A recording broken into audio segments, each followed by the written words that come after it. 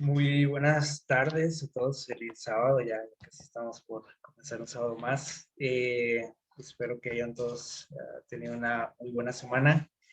Y bueno, vamos a dedicar estos minutos, estos momentos para reflexionar un poco en la palabra de Dios. Como ya les comentaban ahorita, este repaso o este estudio que tuvimos en la semana es la continuación de lo que vimos la semana pasada.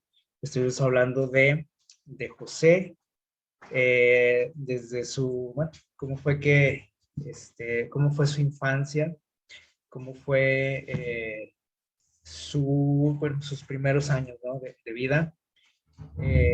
Bueno, vimos cómo también a muy temprana edad también pasó por una situación muy complicada, ¿no?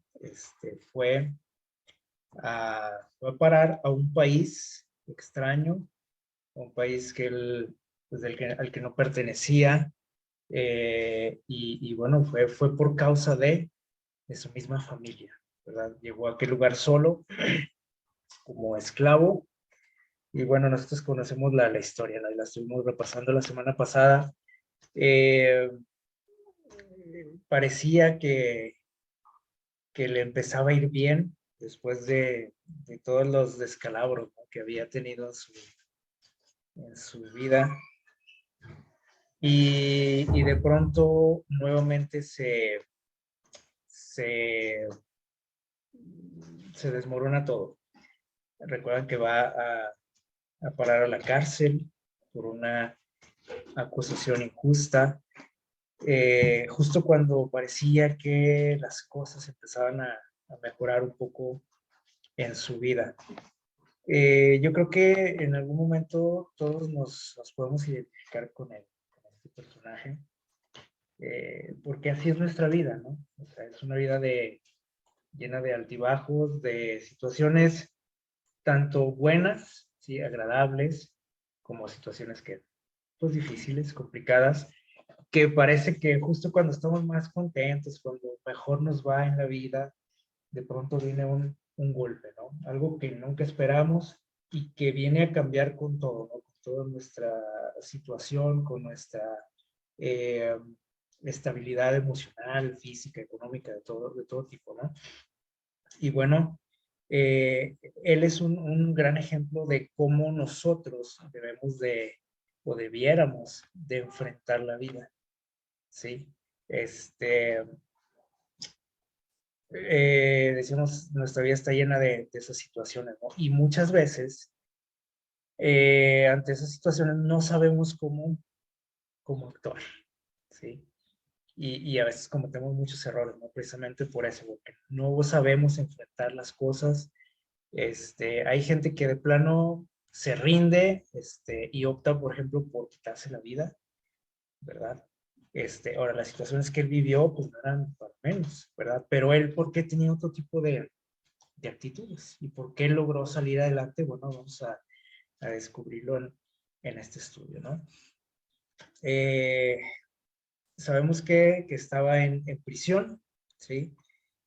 Eh, Algo que, pues, es algo complicado, ¿no? Traumático, podríamos decir también.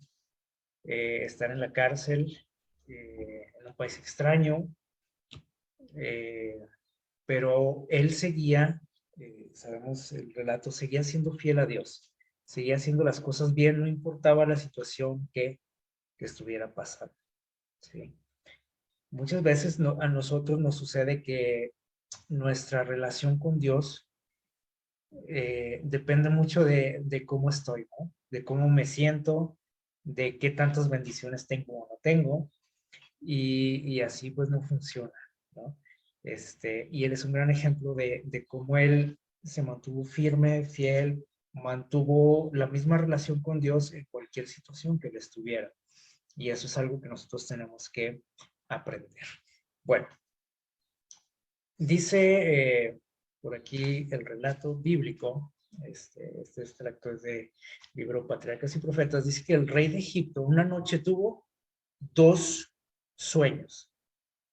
Dice que por lo visto indicaban el mismo acontecimiento.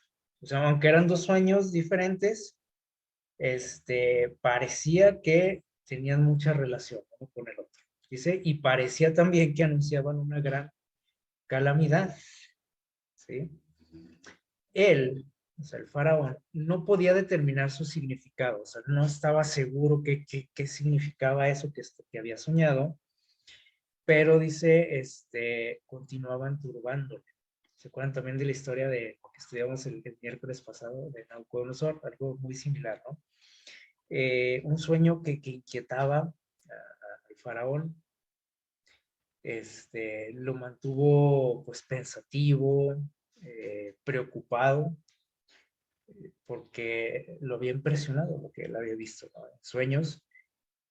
Dice los magos, los sabios de su reino no pudieron interpretarlos, al igual que la otra historia, ¿recuerdan? En Babilonia. Y dice, la perplejidad y la congoja del rey aumentaban, o sea, se estaba ya desesperando, estresando demasiado. Nadie les sabía dar razón, ¿no? ¿Qué significaba todo esto que había soñado? Dice, y el terror se esparcía por todo su palacio. Es decir, ya no nada más él se estaba viendo afectado, sino la gente que le rodeaba.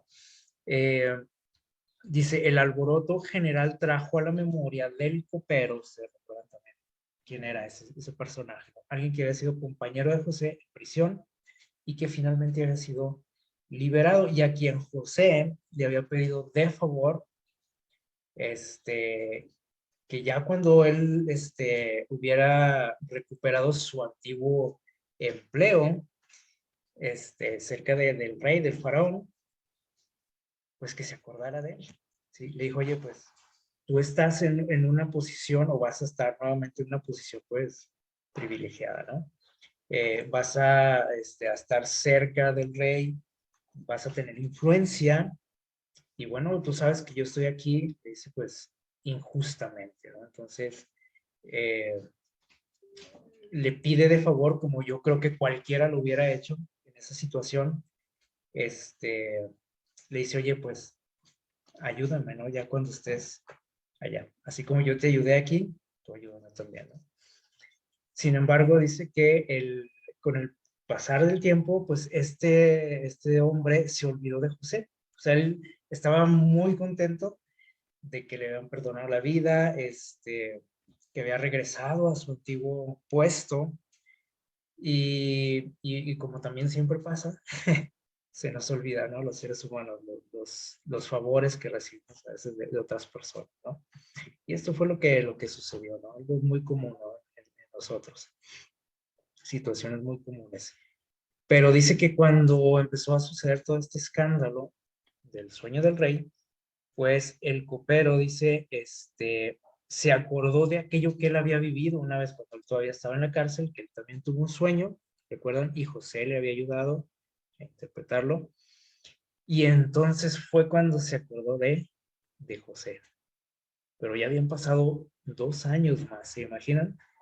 2 años más que no se le cruzó por la mente a este hombre. Pero bueno, finalmente aquí se acuerda, ¿no? De él y dice, sintió remordimiento por su olvido e ingratitud.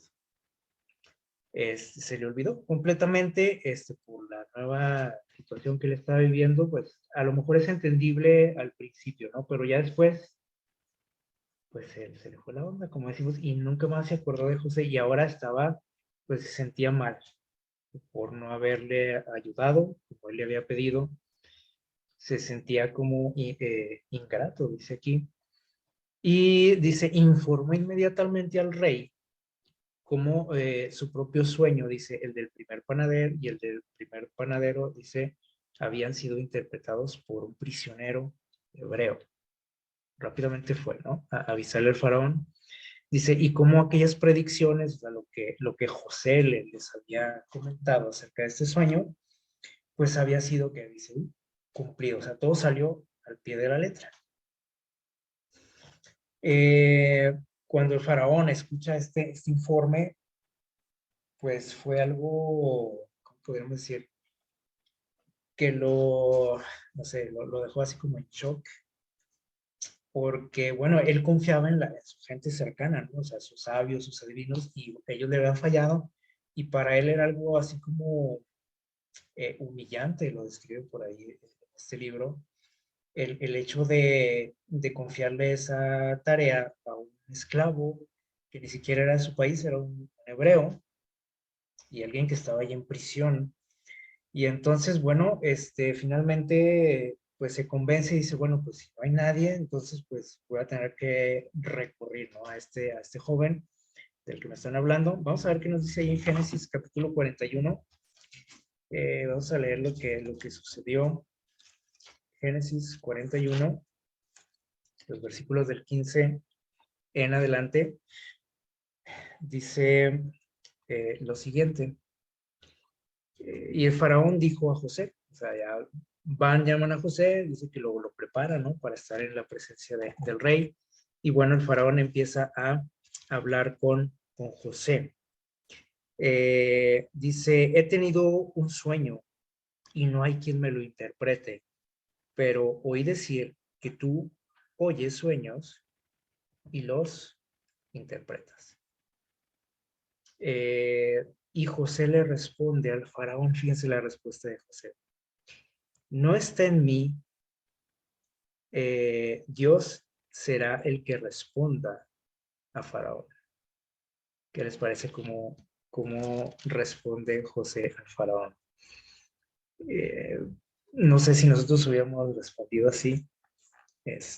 Tal vez yo hubiera dicho, sí, yo soy el que adivina los sueños. Dígame, ¿qué quiere que le diga? ¿No? ¿Qué quiere que le interprete? A ver, cuénteme. Cuénteme su sueño, como muchos lo hacen, ¿no? Actualmente. Y te cobran bien, ¿no? Por eso. José le dice, mira, yo no soy el que interpreto los sueños, ¿es quién? Es Dios. Dios es el que te va a decir qué significa ese sueño. Yo simplemente soy, es un medio, ¿no? Que Dios utiliza. Y bueno, aquí vemos pues la humildad, ¿no? Que él tenía. Nunca sintió que era por él, ¿no? Por algo que él tuviera o por ser muy bueno, que Dios lo utilizara así. Y entonces el faraón contó a José. Dijo, bueno, ahí va el sueño, ¿no? Dice, en mi sueño me parecía que estaba a la orilla del río Nilo y del río subieron 7 vacas gruesas y hermosas y se pusieron, dice, a pasear en el prado.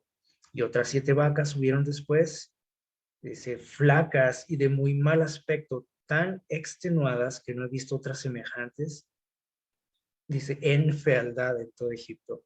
Las vacas flacas y feas devoraron a las 7 primeras vacas gordas y entraron, dice, en sus entrañas, pero no se conocía que hubiesen entrado en ellas, porque su aspecto seguía siendo malo como antes. O sea, aunque habían ya comido, las vacas flacas dice que seguían igual, ¿no? Y desperté del sueño.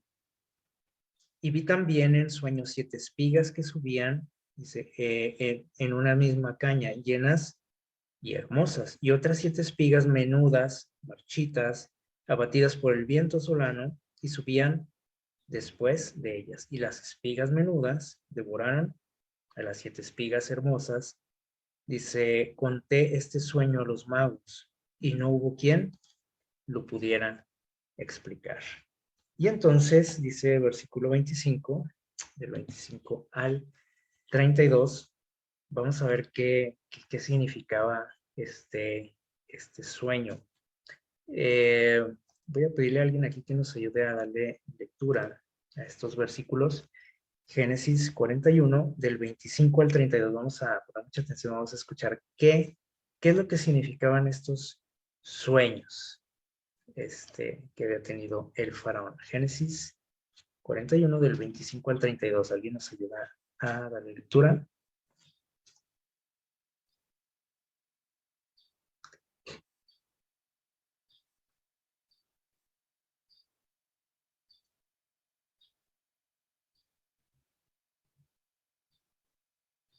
Génesis 41, del 25 al 32, ahí enseguida.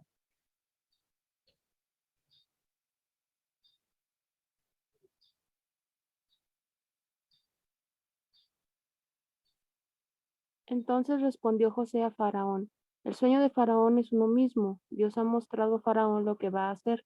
Las 7 vacas hermosas 7 años son, y las espigas hermosas son 7 años. El sueño es uno mismo.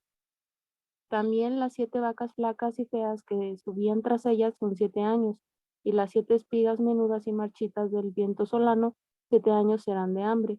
Esto es lo que respondo a Faraón. Lo que Dios va a hacer lo ha mostrado a Faraón. He aquí que vienen 7 años de gran abundancia en toda la tierra de Egipto, y tras ellos seguirán 7 años de hambre, y toda la abundancia será olvidada en la tierra de Egipto, y el hambre consumirá la tierra. De aquella abundancia no se echará de ver a causa del hambre siguiente, la cual será gravísima. Y el suceder del sueño de Faraón 2 veces significa que la cosa es firme de parte de Dios y que Dios se apresura a hacerla. Muy bien, gracias.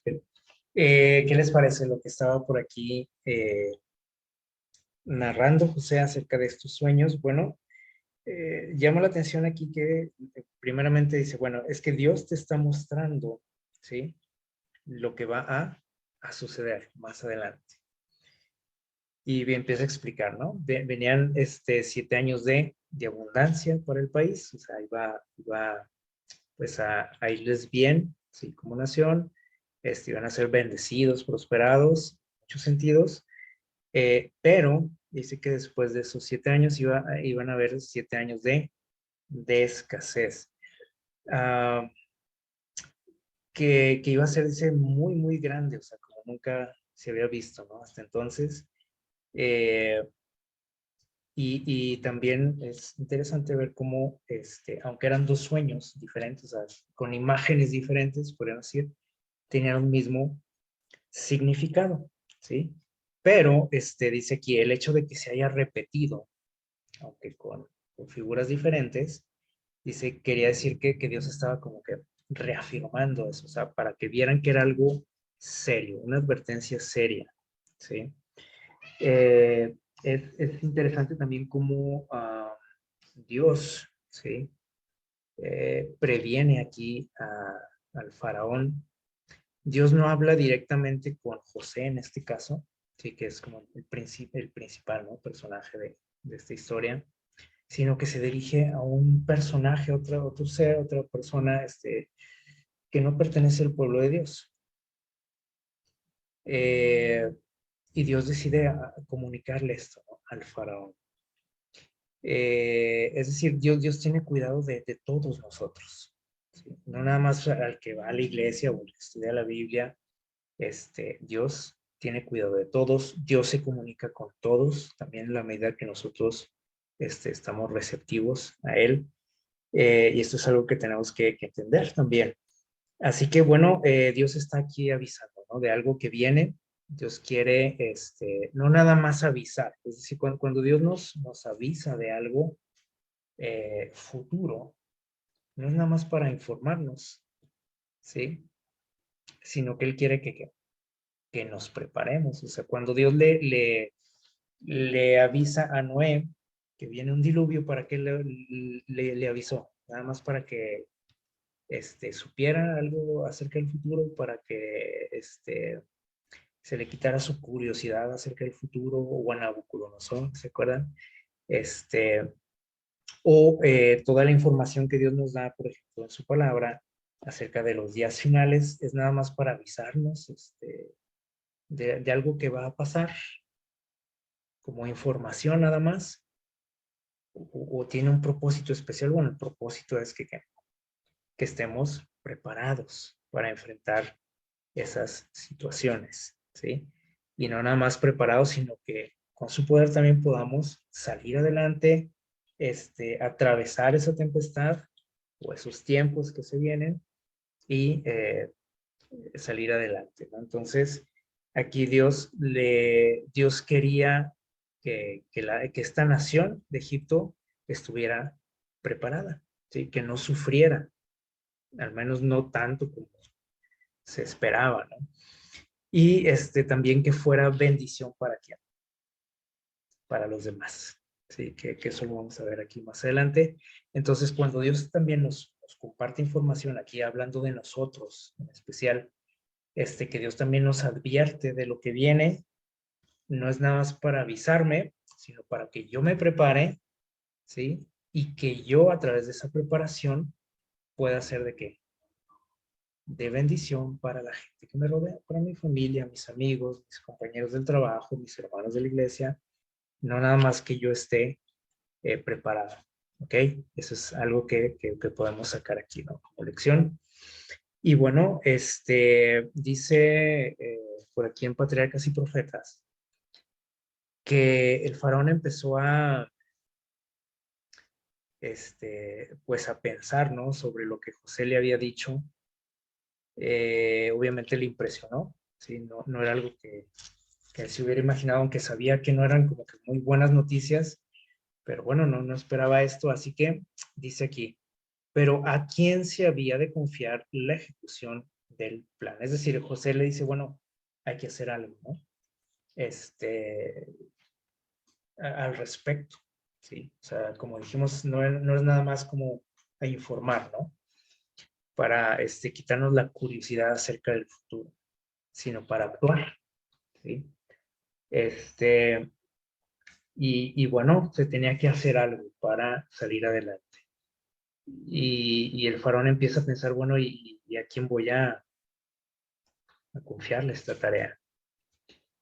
Dice, de la sabiduría de esta elección dependía la preservación de la nación. O sea, si él tomaba una decisión equivocada, a lo mejor el país se venía abajo, a lo mejor hasta dejaba de existir, si él tomaba una mala decisión. El rey estaba perplejo, dice, y durante algún tiempo consideró el problema de ese nombramiento. O sea, no fue algo inmediato, nosotros conocemos la historia, ¿no? Y lo leemos ahí todo, pues ahí en algún capítulo, 2 capítulos. No fue en ese momento que él tomó la decisión, dice que fue un tiempo que estuvo pensando qué hacer. O sea, él no tomó una decisión precipitada, y esto también nosotros tenemos que aprender algo de eso, ¿no? De que nuestras decisiones deben de ser con calma, ¿no? Porque cuando tomamos decisiones apresuradas generalmente cometemos errores, así que tenemos que tomarnos las cosas con calma, ¿no? Y más cuando son decisiones, como dice aquí, pues casi de vida o muerte, ¿no? En este caso. Un tiempo estuvo pensando, dice, mediante el jefe de los coperos, el monarca había sabido de la sabiduría y de la prudencia manifestadas por José en la administración de la cárcel. Ustedes recuerdan también que él, cuando estaba en prisión, por su buen comportamiento, él empezó también a llamar la atención de la gente que estaba encargada de la cárcel. Y le empezaron a encontrar tareas especiales ahí, tanto así que él se convirtió también, dice ahí, en un administrador, incluso en la cárcel. ¿Qué les parece? Dice, así que era evidente que poseía, ¿qué dice aquí? Habilidad administrativa en alto grado. O sea, todo lo que le estuvo platicando por ahí el copero al faraón, le empezó a llamar la atención. Dijo, este joven, pues tiene talento en cuestión de administración, de liderazgo y de buena toma de decisiones. Y esto también nos enseña algo muy importante. Miren, cuando llegó José a Egipto, bueno, él empezó a demostrar que tenía talento. ¿Para qué? Para administrar, ¿se acuerdan? Él estaba por ahí en casa de Potifar, fue su administrador también. Pero miren, pasaron muchos años, ¿sí? Hasta llegar a este momento que estamos hablando, aproximadamente, vamos a ver lo que dice aquí, en estos 2 textos. Hace poquito hablábamos acerca de la escuela de Dios, no sé si alguien recuerda de lo que estábamos hablando en esa ocasión. ¿Qué es la escuela de Dios? Bueno, es la forma, los métodos este, que Dios utiliza para educarnos, prepararnos para alguna tarea especial, a cada uno, ¿sí? Depende, todos somos pues, personas diferentes y nuestra formación en la escuela de Dios también es muy diferente. Vamos a ver qué dice Génesis 37:2, ahí un poquito más atrás. 37:2, miren lo que dice. Dice, esta es la historia de la familia de Jacob. Cuando José tenía 17 años, apacentaba las ovejas con sus hermanos. Por ser aún joven, estaba con los hijos de Bilha y los hijos, perdón, de Silpa, esposas de su padre. Y José contaba a su padre la mala fama de ellos, o sea, las travesuras lo mal que se portaban sus hermanos, ¿no? Y aquí nos dice qué edad tenía José, ¿sí? Cuando sucedió la tragedia de su vida, ¿no? 17 años de edad. Pero bueno, ya todo eso lo vimos, ¿no? Todo lo que sucedió en ese tiempo. ¿Y cuántos años tenía ahora José? Génesis 41, 46. Ahí en el capítulo que estábamos ahorita, el versículo 46, dice lo siguiente. Dice, y José tenía 30 años de edad cuando fue presentado ante Faraón, rey de Egipto. ¿Cuántos años habían pasado desde que había salido de su hogar? Pues habían pasado, si tenía 17 y ahora tenía 30, habían pasado 13 años, ¿no? 13 años en los que Dios lo estuvo educando, en los que Dios le estuvo enseñando y desenseñando otras cosas, que nosotros sabemos también los defectos que él tenía, ¿no? En su carácter, en su manera de ser, y que Dios lo tuvo que ir puliendo durante todos esos años. Y durante esos años también, él fue perfeccionando los talentos que Dios le había dado. Tenía talentos, ya vimos en qué área, en la administración, ¿sí? Y se fue perfeccionando y fue aprendiendo, mejorando cada día más, creciendo en el desarrollo de esos talentos. Y finalmente Dios decide que está listo para cumplir una misión especial, ¿sí? Después de muchos años de preparación. Y en aquella ocasión que estábamos estudiando este tema de la escuela de Dios, decíamos que muchas veces nosotros creemos que Dios nos prepara, nos capacita, eso es cierto, yo creo que todos lo sabemos, ¿no? Pero creemos muchas veces que esa capacitación y esa enseñanza de parte de Dios y esa preparación viene por arte de magia, ¿sí? Que llega Dios con la varita mágica y te dice, ya estás listo, ¿no? Ve y cumple esta misión. No es así la cosa, ojalá así fuera, pero no es así. Y estuvimos estudiando algunos personajes, ¿se acuerdan? En la vida de José pasó exactamente lo mismo, o sea, no, nosotros admiramos mucho a José por lo que llegó a ser, ¿no? En los últimos años de su vida o de la mitad de su vida, ¿no? Adelante, cuando se llega a convertir en un príncipe, como dice el título de la selección, en un príncipe de Egipto. Y todos quisiéramos eso, ¿no? Y a lo mejor muchas veces le hemos pedido a Dios que nos ponga en un puesto, en un cargo, en una situación como la que él estuvo, José, o como Daniel, ¿se acuerdan? Y decimos, bueno, ¿y a mí por qué Dios no me pone ahí en la administración de mi ciudad, de mi país, en un cargo alto? Nunca se han preguntado eso o nunca lo han deseado. Eh, pero aquí, bueno, hay que considerar los motivos, ¿no? Que tenemos. Y Dios conoce nuestros motivos, ¿no? Probablemente si yo le digo a Dios, oye, ¿por qué no me pones en un cargo pues alto, ¿no? Aquí en mi ciudad o en mi país. A lo mejor yo lo que quiero son ventajas pues temporales, ¿no? Y ventajas de tipo laboral o económicas, o sea, ¿no? motivos egoístas, muy probablemente, ¿no? José no deseaba estar en ese lugar, ¿sí? En ese puesto, en ese cargo, o sea, él no lo buscó, tampoco Daniel.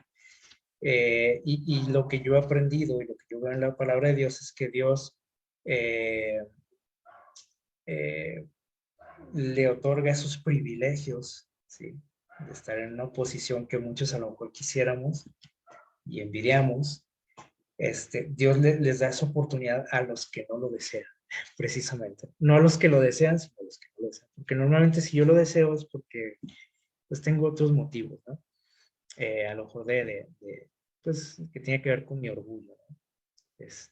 Motivos egoístas. Así que bueno, Dios lo estuvo preparando para esto. José no deseaba esa fama ni ese cargo, nunca soñó, yo creo, con estar ahí, ¿sí? En ese lugar. Sin embargo, pues Dios ahí lo quería tener, ¿sí? Dice aquí finalmente, se decidió el nombramiento. Y se le hizo, dice, este sorprendente anuncio a José. O sea, lo sorprendió. Él nunca se imaginó eso. O sea, él cumplió con interpretar el sueño del rey, pero él no tenía la intención de que, ay, bueno, a ver si me dan un puesto por ahí, ¿no? En el gobierno. No, o sea, no era algo que él buscaba. Por eso, precisamente por eso le sorprendió esto a José. Dice, pues que Dios te ha hecho saber todo esto del rey y no hay entendido ni sabio como tú serás sobre mi casa, le dijo el rey, y por tu dicho se gobernará todo mi pueblo. Es decir, todo el mundo va a hacer aquí lo que tú digas. Solamente dice, en el trono yo seré mayor que tú. ¿Qué les parece lo que le dice el rey? Pues dice aquí que se quedó sorprendido, con la boca abierta, como decimos. No era algo que él deseara, buscara, esas ventajas o esas posiciones.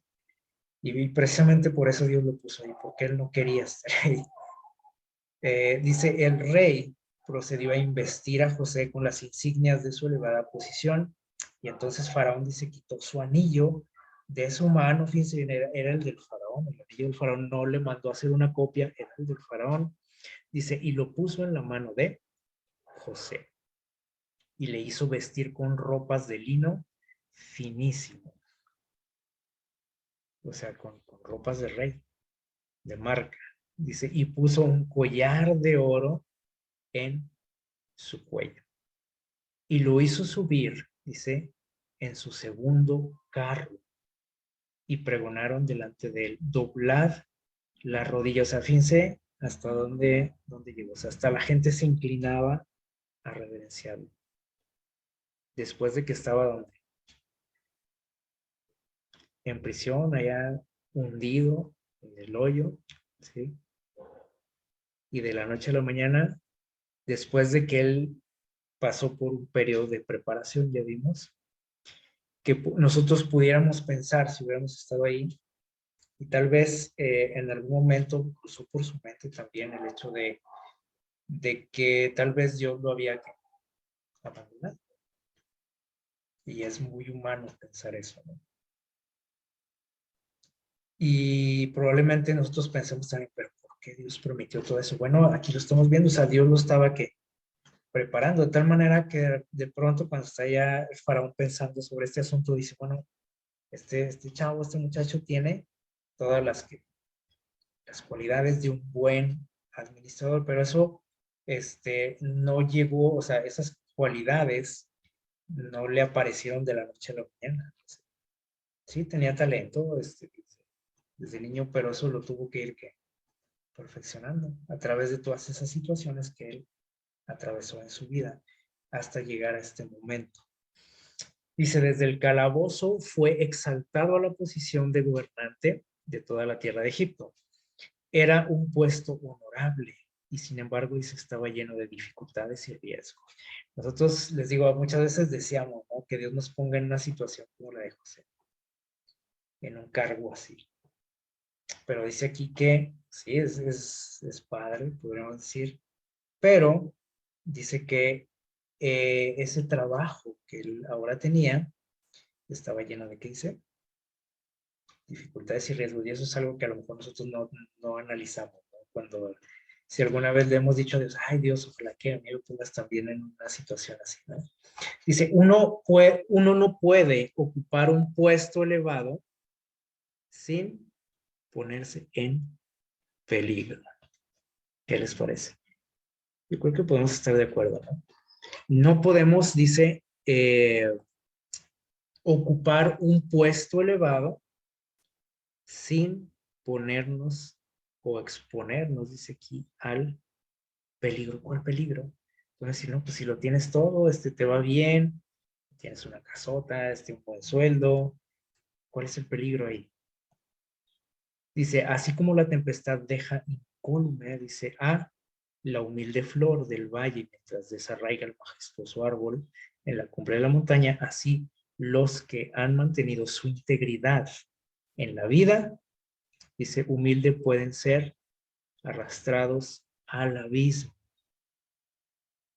por las tentaciones, dice, que acosan al éxito y al honor mundanos. Es decir, que este tipo de cargos, por ejemplo, dice aquí, son muy peligrosos. A lo mejor nosotros no vemos el peligro así de esa manera, ¿no? Pero aquí el peligro es de tipo espiritual, dice, ¿sí? Está lleno de tentaciones, dice un cargo así, que dice aquí, nos acosan, ¿sí? O sea, por todos lados, y si ustedes leen este relato por ahí en Patriarcas y Profetas, se darán cuenta de lo que él tuvo que enfrentar, ¿sí? O sea, no había un lugar en el que pudiera estar seguro, ¿sí? Y aún así, bueno, se mantuvo fiel por la gracia de Dios. Dice, pero el carácter de José soportó la prueba. ¿Por qué soportó esa prueba? Que para nosotros a lo mejor no representa una prueba, ¿no? O sea, decir, ay, qué padre estar ahí en ese lugar, ¿no? En ese puesto, en ese cargo, teniendo todo, ¿no? Su vida resuelta, pero era una prueba también. Ahora, ¿por qué la pudo soportar? ¿Por qué pudo salir victorioso de esa prueba? Bueno, porque pudo salir también victorioso de las pruebas anteriores. Dice aquí, soportó tanto la prueba de la adversidad, todo lo que estudiamos ya anteriormente, como la prueba de la prosperidad. Y aquí es donde muchos fallamos. Yo estoy seguro, bueno, la mayoría no hemos estado, o yo creo casi nadie, ¿no? En una situación como la de José. Pero yo estoy seguro que todos hemos atravesado adversidades en nuestra vida. Y la pregunta aquí es, ¿qué es más fácil, por ejemplo? ¿Mantenerme fiel a Dios en la adversidad o mantenerme fiel a Dios en la prosperidad? ¿Qué creen ustedes? Yo pienso que es la segunda, ¿sí? Porque en la adversidad todos nos acordamos de Dios y todos, si tenemos conocimiento de Dios, procuramos que, pues, aferrarnos a Él, a sus promesas, a su palabra, eh, porque eso nos despierta, ¿no? El deseo de la ayuda de Dios, de mantenernos cerca de Él, de su consejo, de su guía. Pero ¿qué pasa cuando todo va bien en mi vida? Cuando tengo un buen trabajo, cuando no tengo problemas con nadie. Me olvido de Dios. Ajá, nos olvidamos de Dios, es cierto, ¿no? O sea, me acabo de estrenar un carro, en mi familia, pues todos les está yendo bien, a mis hijos, a la esposa, todo es felicidad, no hay enfermedades. Es más, mira, está fácil, ¿no? Echamos nuestra mente un poquito hace unos meses atrás, cuando estábamos atravesando lo peor, ¿no? de la pandemia, pues todo el mundo se acordaba de Dios, ¿sí o no? Todo el mundo oraba, todo el mundo agarraba su Biblia, todo el mundo decía, ora por mi familia, que así somos, ¿no? Pero cuando vemos que la situación ya va como disminuyendo yendo, parece que ya la libramos, nos empezamos otra vez a olvidar de Dios. Así que esa es la gran diferencia de este joven, ¿sí? Y muchos de nosotros. Que él se mantuvo fiel a Dios tanto en la adversidad como en la prosperidad. Dice, manifestó en el palacio del faraón la misma fidelidad hacia Dios que había demostrado allá en la cárcel, ¿sí? Era aún extranjero en tierra pagana, separado de su parentela, dice que adoraba a Dios, pero creía plenamente que la mano divina había guiado sus pasos y confiando siempre en Dios cumplía fielmente los deberes de su puesto. Y esto es algo también bien interesante. Miren, dice que él estaba convencido de que Dios había guiado sus pasos. Es decir, que todo lo que había pasado en su vida era el plan de Dios. Y eso es algo bien, bien complicado, ¿sí? Yo creo que, miren, cuando estamos pasando situaciones difíciles, lo que menos queremos escuchar es que alguien me diga, por ejemplo, ¿sabes qué? No te desanimes, mira, esto pues es parte de un plan, hay un propósito. ¿Alguna vez han escuchado esa frase o la hemos dicho a alguien? Es que hay un propósito y luego a veces usamos textos, ¿no? Como es que a los que aman a Dios todas las cosas les ayudan bien, ¿se acuerdan? Y es cierto eso, ¿sí? O sea, siempre hay un propósito detrás de todo lo que sucede en nuestra vida, sea lo que sea. Pero a nadie nos gusta escuchar eso cuando estamos en situaciones difíciles. El que alguien me diga, mira, es que eso es parte de un propósito especial. O eso que te está pasando, así aunque sea desagradable, tiene un propósito bueno. Eso no nos gusta escucharlo y no lo entendemos. ¿Verdad que no? Y a lo mejor hasta nos dan ganas de cachetear al que me está diciendo eso, ¿sí o no? Porque yo me estoy sintiendo mal y o sea, es cierto lo que dicen esos versículos o esas frases, pero en esos momentos no lo podemos comprender, ¿sí? Sin embargo, miren, él llegó a entender eso, o sea, y vean lo que pasó, ¿sí? José. Pero su relación con Dios lo hizo entender eso, que todo tenía un propósito especial que no conocía él. Y ahí está lo complicado, ¿no? Porque si conociéramos el futuro, pues sí la estoy pasando difícil, pero bueno, sé lo que viene más adelante, así que no me voy a preocupar. Pero nosotros no conocemos el futuro. Y aún así, miren, José se mantuvo fiel y confiando en Dios, dice, mediante José. Aquí está algo también bien interesante. Dice, la atención del rey y de los grandes de Egipto, no nada más del rey, sino toda la gente importante de Egipto, dice, fue dirigida hacia el verdadero Dios. Es decir, que a través de su testimonio, mucha gente conoció a Dios. Y no cualquier tipo de gente. Dice aquí, para empezar estaba el rey y pues toda la su corte, gente importante de Egipto, llegó a conocer a Dios por su testimonio, por su forma de ser. No por lo que él predicaba, porque él no era un predicador. Él no daba estudios bíblicos. Él actuaba. Y todo eso la gente que lo veía. Y eso tuvo un impacto en la vida de los demás. Entonces, eso también debiéramos de tomarlo como ejemplo nosotros. O sea, más que predicar con palabras, nosotros debemos de predicar con hechos. ¿Sí? Dice, y a pesar de que siguieron adhiriéndose a la idolatría, o sea, ellos seguían en su religión, adorando a otros dioses, aprendieron, dice, a respetar los principios revelados en en la vida y el carácter del adorador de Jehová. ¿Qué les parece? Algo que es digno de admirar, ¿no? Sobre todo en el ambiente en que él se estaba desenvolviendo. Ya vimos que no era fácil y nosotros conocemos, ¿no? Lo que es ese mundo, ese medio. Así que, pues es algo digno, ¿no? de admiración.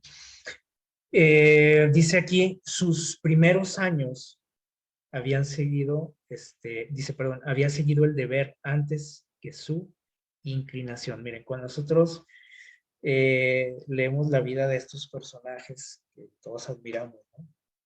Y especialmente de él, a lo mejor en algún momento hemos pensado, bueno, ¿y yo cómo podría llegar a ser como él? O hemos deseado, yo quisiera ser como él, ¿no? Hablando de todas esas cualidades buenas que él tenía. Ya no tanto del cargo en el que estaba, ¿no? Sino su relación con Dios, su espiritualidad, las cosas que él llegó a hacer, ¿no?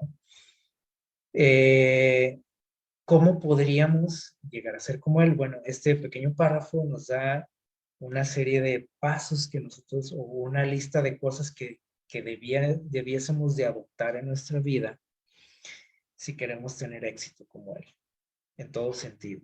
Así que tomen nota. Dice aquí, sus primeros años, dice, o sea, desde niño, fíjense bien, él había seguido el deber antes que su inclinación. ¿Cómo se llama eso? Nosotros le llamamos a esto disciplina.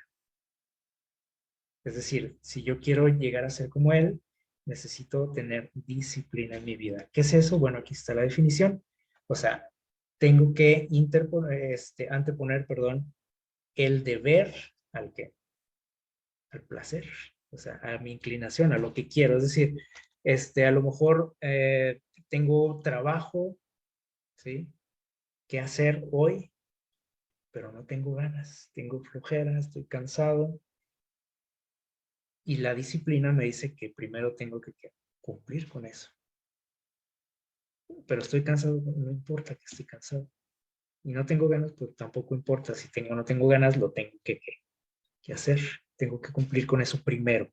Y habrá un tiempo en que a lo mejor voy a descansar, me voy a relajar, pero primero que el deber. ¿Sale? Así que disciplina. Lo que sigue dice integridad.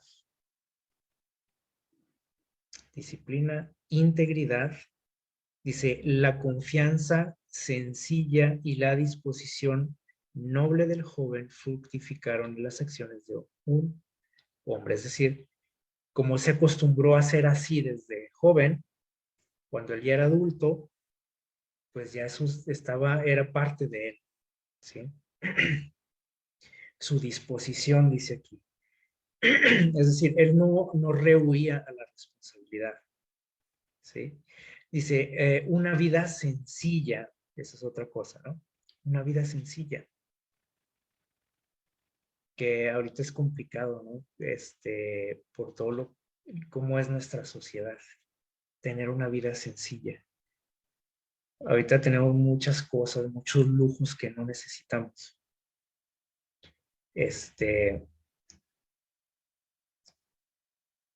Necesitamos de una vida sencilla. Dice, y una vida, como dice, pura. Y todo esto había favorecido, dice, el desarrollo vigoroso de sus facultades, tanto físicas como intelectuales. Así que si no me he desarrollado al 100, pues debe de haber este tipo de cosas en mi vida, tal vez. O sea, debo de tener a lo mejor cosas que no necesito en mi vida y que me están obstruyendo ahí mi desarrollo personal, familiar, espiritual, laboral. Así que tenemos que hacer una limpia en nuestra vida. Y tenemos que analizarnos cada quien, ¿verdad? Yo no les puedo decir a cada quien, ¿sabes qué? Tú tienes que dejar esto, tienes que eliminar esto de tu vida, ¿no? Cada quien sabemos, ¿no? Dice, y algo aquí, lo más importante, dice, la comunión con Dios mediante sus obras y la contemplación de grandes verdades contadas a los herederos de la fe, habían, dice, elevado y ennoblecido su naturaleza espiritual al ampliar y fortalecer su mente como ningún otro estudio pudo haberlo hecho.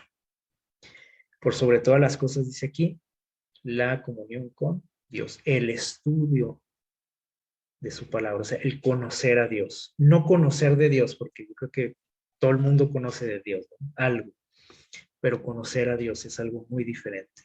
Y eso es lo que hace la diferencia. Dice aquí la atención fiel al deber en toda posición, como mencionamos ahorita, ¿no? O sea, no importaba dónde estuviera él hacía un trabajo de calidad excelente. No importaba si estaba en el palacio o estaba ahí en un calabozo. A lo mejor pueden decir, bueno, en el calabozo, pues, ¿qué importaba si hacía bien las cosas o no? Bueno, a él sí le importaba porque tenía disciplina, ya vimos aquí, ¿no? Y él hacía las cosas como para quién, para Dios, no para quedar bien con la gente, sino para quedar bien con su creador, ¿no? Dice, la atención fiel al deber en toda posición, desde la más baja hasta la más elevada. O sea, no importaba el trabajo, la responsabilidad que él tuviera, él lo hacía bien. Y nosotros muchas veces hacemos las cosas dependiendo, ¿no? Dependiendo que me las pida, dependiendo para quién es ese trabajo, dependiendo cuánto me van a pagar, dependiendo si es algo importante o considero que no es tan importante. Son las ganas que le pongo, ¿no? Dice, había educado todas sus facultades para el más alto servicio. Y Dios le concedió un alto servicio, precisamente. Ahí está la clave. O sea, ¿por qué Dios le confió ese gran trabajo que le dio? Por todo lo anterior. ¿Por qué a lo mejor a mí no? Ah, bueno, porque me falta todo esto, o la mayoría de las cosas, o alguna de ellas. Entonces, ahí está la clave, ¿no? Dice, pocos se dan cuenta de la influencia de las cosas pequeñas de la vida en el desarrollo del carácter. Pero como dice también la palabra de Dios, dice, si somos fieles en lo poco, dijo Jesús, vas a hacer que, o sea, Dios te va a dar una tarea que mayor, o sea, también en lo mucho vas a ser fiel. Y muchos decimos, bueno, yo cuando tenga tal trabajo, cuando Dios me dé ese privilegio, cuando Dios me lleve para allá, cuando esto, lo otro, entonces sí voy a echarle ganas, entonces sí voy a hacer las cosas bien, entonces sí voy a hacer cosas excelentes, pero hasta que llegue esa gran oportunidad que estoy esperando. Pero así no funciona. Para Dios, tenemos que empezar desde abajo. Como dice un dicho popular, no a picar piedra. Y si no pico la piedra bien, entonces Dios no me va a dar una responsabilidad mayor. Dice, ninguna tarea que debamos cumplir es realmente pequeña. Y muchos despreciamos, ¿no? Esas tareas pequeñas. No, pues a mí que no me den, por ejemplo, los ejercicios bíblicos. Yo quiero cantar, yo quiero predicar. Los ejercicios bíblicos, eso que no. O me invitan a dirigir, no, eso, o sea, es algo muy insignificante para mí. Para mí, pero dice Dios que son cosas importantes que me van a ir preparando, ayudando, ¿sí?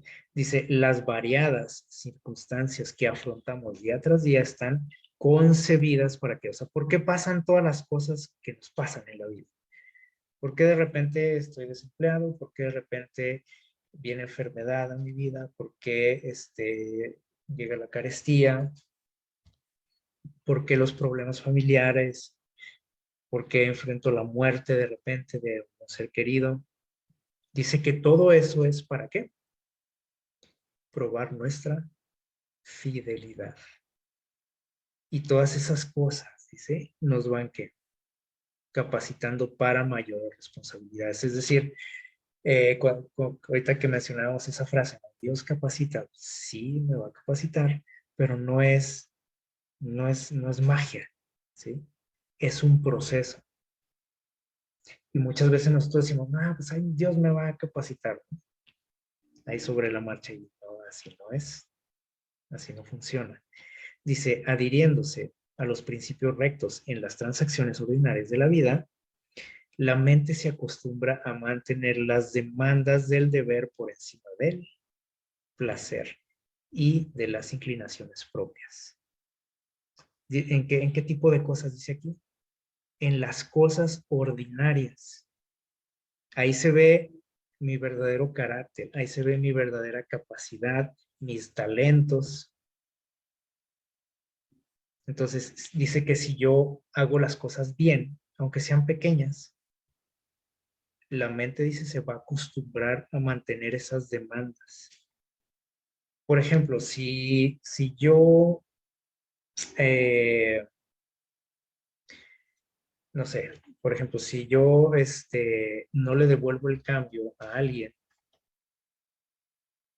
nada más porque yo digo, son 50 centavos, ¿cómo se va a fijar en eso? ¿Qué va a pasar el día que tenga a lo mejor a mi cargo, si es que lo tengo, que lo dudo, alguna responsabilidad mayor, por ejemplo, con dinero? Pues menos voy a hacer las cosas bien. O sea, si yo me acostumbré a fallarle a Dios, a la gente, con centavitos, ¿qué haré cuando tenga en mi mano miles o millones de pesos, por ejemplo? Es obvio, ¿no? La respuesta. Entonces aquí, las mentes disciplinadas en esta forma no vacilan entre el bien y el mal. O sea, no están en que, ay, ¿qué haré? ¿Me lo quedo o se lo devuelvo? El cambio. Una mente, como dice aquí, disciplinada. O sea, no está en esa lucha cuando soy disciplinado. ¿Por qué? Porque yo sé lo que está bien y lo que está mal. Dice, como la caña que tiembla movida por el viento. A veces así somos, ¿no? Que no sabemos qué debo de hacer, ¿no? Dice, son fieles al deber porque han desarrollado hábitos de lealtad y veracidad. O sea, a veces decimos, ay, mira qué fiel es esa persona. Pero esa fidelidad o esa lealtad no le llegó por arte de magia, como decimos ahorita, ¿no? Se ha desarrollado, dice aquí, a través de hábitos, de practicar día con día, día con día. Dice, y mediante la fidelidad en lo mínimo, adquieren fuerza para ser fieles en asuntos mayores. Y entonces ya todo esto como que ya a lo mejor nos haría pensar, ¿no? Si realmente yo quiero estar en una situación como la que estuvo él, porque probablemente yo no estaría capacitado para eso, para ser un gobernante. Sí, me gusta a lo mejor mandar y hacer reglas y leyes, ¿no? Y vivir bien, pero realmente puedo llevar a cabo una tarea así. Pues no, yo creo que no, ¿verdad? Por eso Dios no me ha puesto ahí. Entonces, dice, miren algo aquí bien, bien importante, dice, un carácter recto es de mucho más valor que, ¿qué dice ahí? Que el oro de Ofir, dice. Sin él, nadie puede elevarse a un cargo honorable. Pero el carácter no se hereda. Aquí está lo complicado. No es porque mi papá tenía un carácter muy padre, muy bonito, yo lo heredé, así no funciona tampoco. Dice, no se puede comprar tampoco. La excelencia moral y las buenas cualidades mentales no son resultado de la casualidad ni de la herencia. Son resultado de qué dice aquí.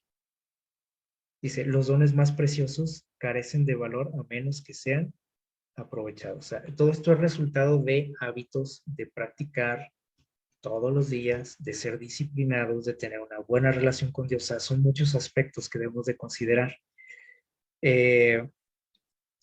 Y se nos hace muy fácil, ¿no? Por ejemplo, decirle a Dios, ay, Dios, cámbiame, quítame este carácter feo.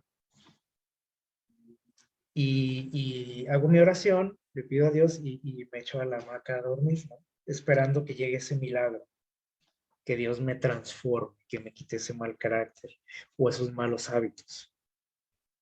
Pero eso se va a llevar a cabo a través de un esfuerzo. O sea, Dios me va a ayudar, Él va a hacer su parte, obviamente, pero necesita también un esfuerzo de mi parte.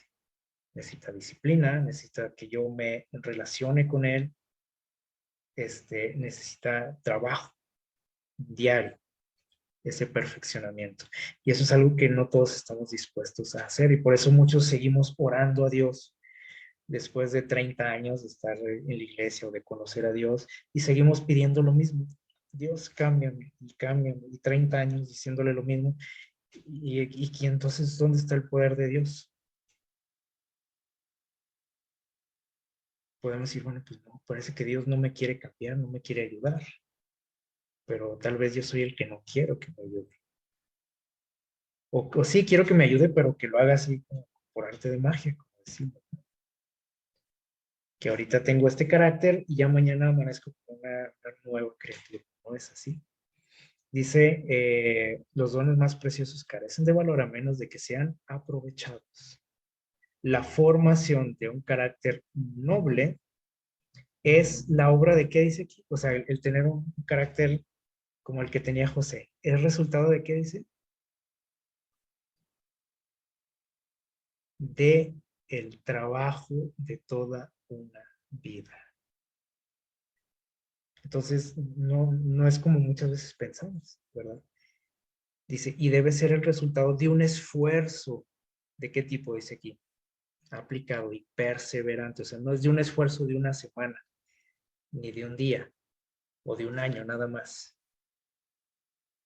Es perseverante. O sea, todos los días, a todas horas, todos los años.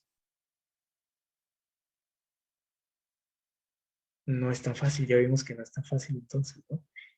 Y se nos hace muy fácil no decir, ay, yo quisiera ser como fulano. Oh, y Señor, ¿y a mí por qué no me das esto? Le decimos, ¿no? Y Señor, ¿y por qué no me cambias? Pues es que no es tan fácil. No es nada más por decirlo que ya va a suceder el cambio, ¿no? Y aquí está el problema de muchos de nosotros en nuestra vida. Dice, Dios da las oportunidades. El éxito depende del uso que se haga de ellas.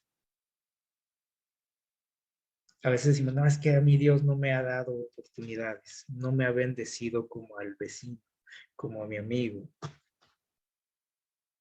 Pero según lo que nos dice aquí, es que sí, Dios me ha bendecido, me ha dado muchas oportunidades, pero yo no las he aprovechado como las aprovecharon otros.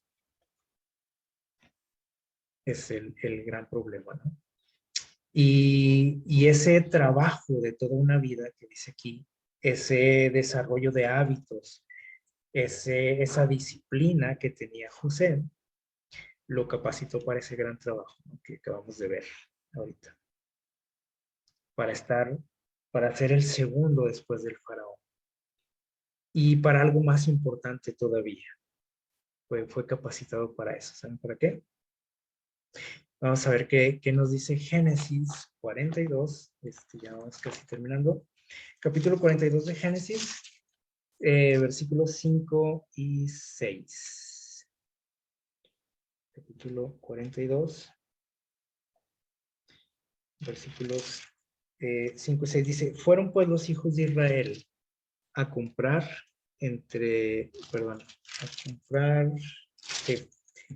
los que iban porque había hambre en Canaán.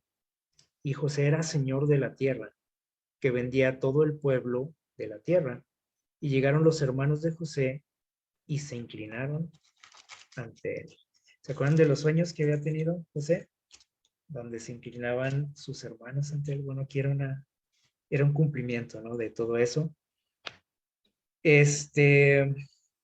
Sus hermanos no lo reconocieron, obviamente, cuando llegaron ahí.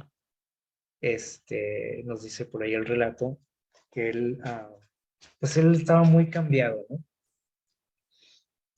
Él se asemejaba mucho a los egipcios, o sea, él vestía como un egipcio, hablaba como egipcio, así que era complicado el reconocerlo, ¿sí?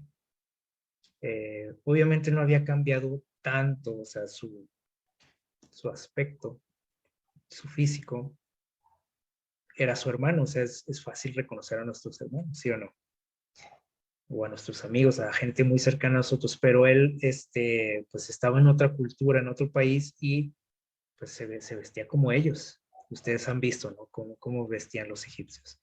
Así que bueno, dice José, cuando los ve, ¿sí? obviamente imagínense la impresión de él, ¿no? Cuando ve a sus hermanos, a aquellos que le habían hecho tanto daño, que habían hablado de quitarle la vida y él lo sabía, ¿sí? Yo no sé cómo hubiéramos reaccionado nosotros, ¿no? Pero bueno, él, dice el relato que él mantuvo la calma, ¿sí? Se mantuvo pues en oculto a ellos, ¿sí? O sea, aunque estaba relacionándose con ellos, o sea, estaba de incógnito, ¿no? O sea, no le reconocían, no sabían quién era. Dice aquí que se había comunicado con ellos mediante un intérprete. O sea, él se comunicaba en su idioma, en el idioma egipcio, y alguien traducía para ellos. Entonces dice, ellos no sospechaban de quién era, ¿no? Quién tenían ahí enfrente.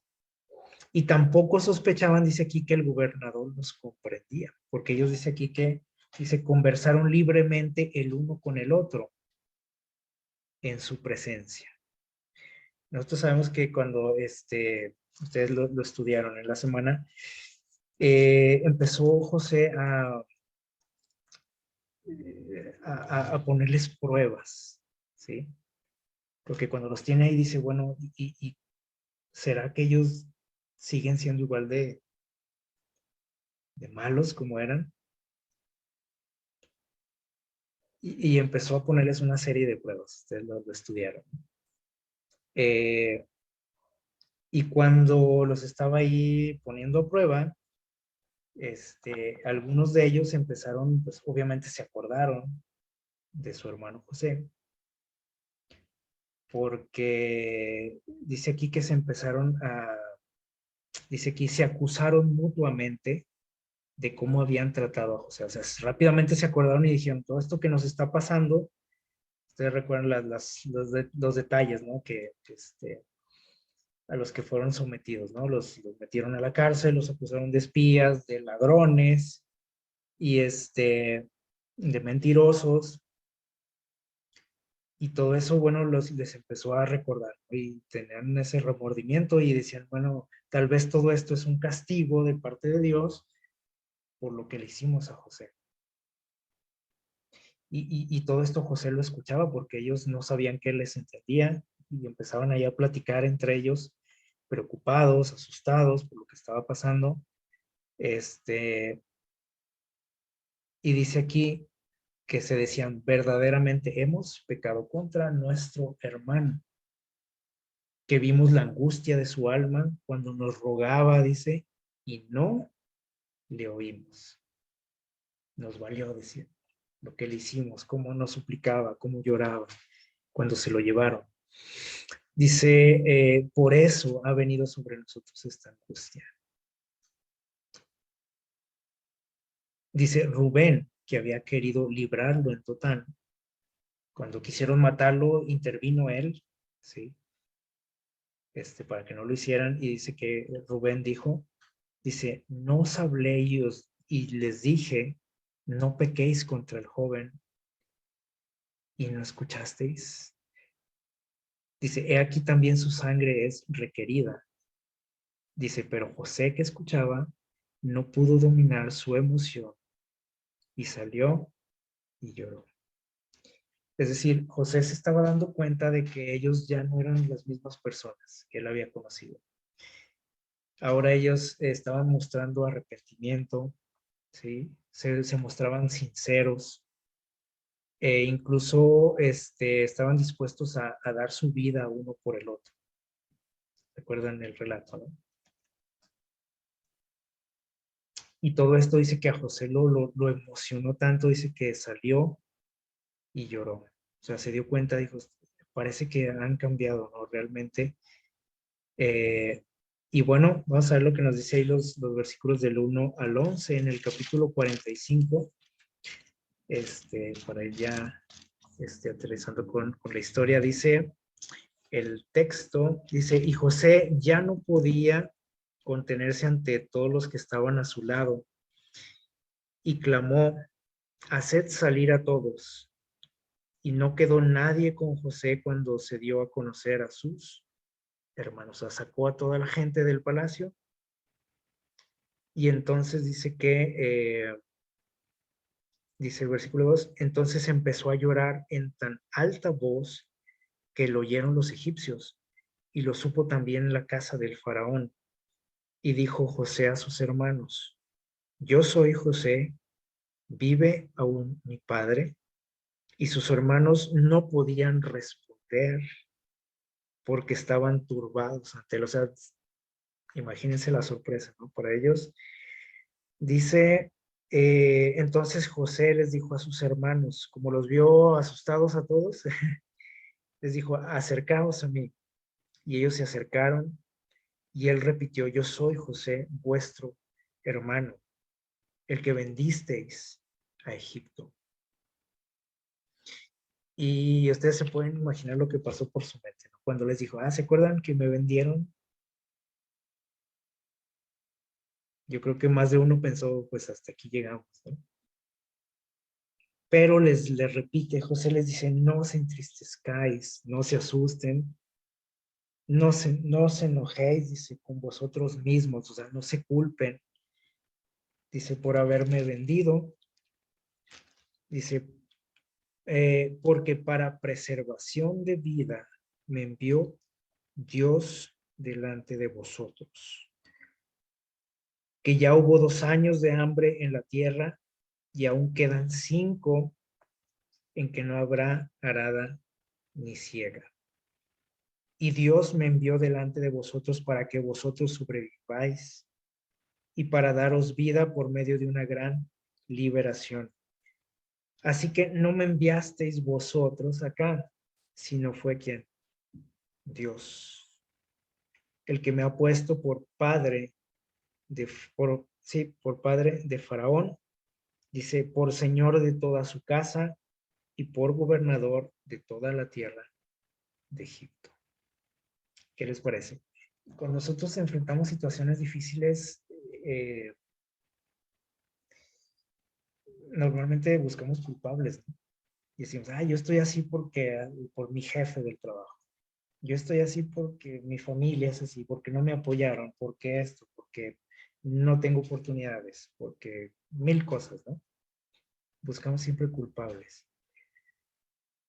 José sabía muy bien quién estaba detrás de todo lo que pasaba en su vida. Y sí, o sea, sus hermanos tenían algo de culpa, ¿no? Pero vean cómo lo expresa él. Dice, es que ustedes no me trajeron, que no me enviaron aquí, ustedes fue quien, fue Dios.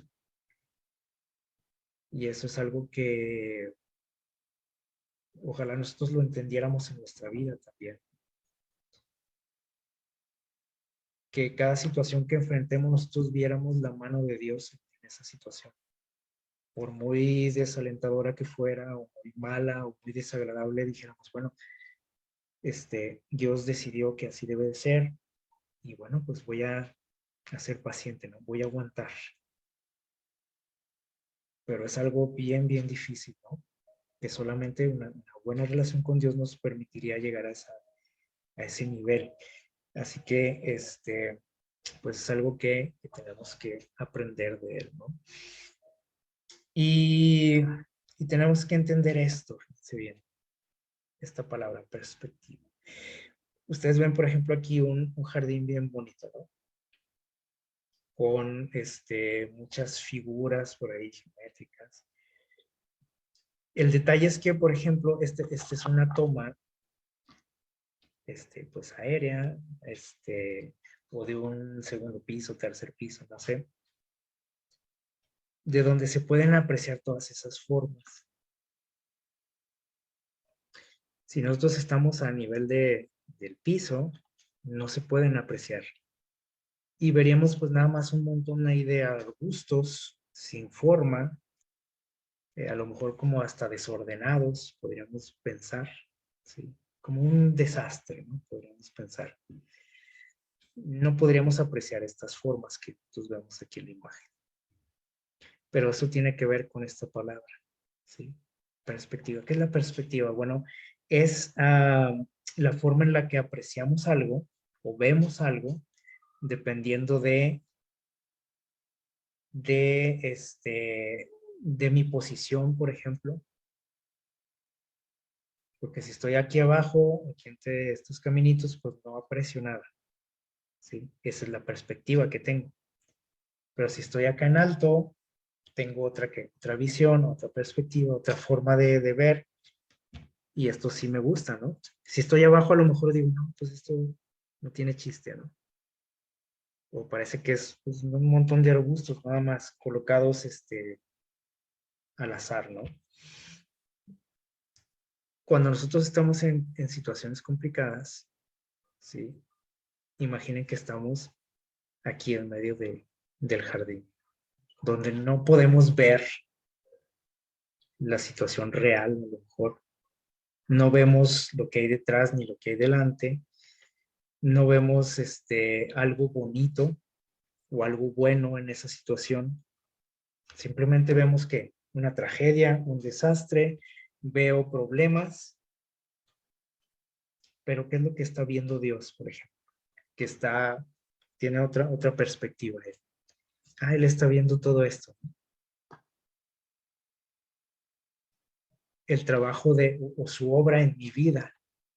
Y su obra en mi vida no es un desastre, no es una tragedia. Es una obra de arte como lo que ustedes ven aquí, ¿no? Así que miren lo que nos dice, con esto terminamos. Este autor anónimo dice, no creo que alguno de nosotros llegue a ver el cuadro completo desde la perspectiva de Dios.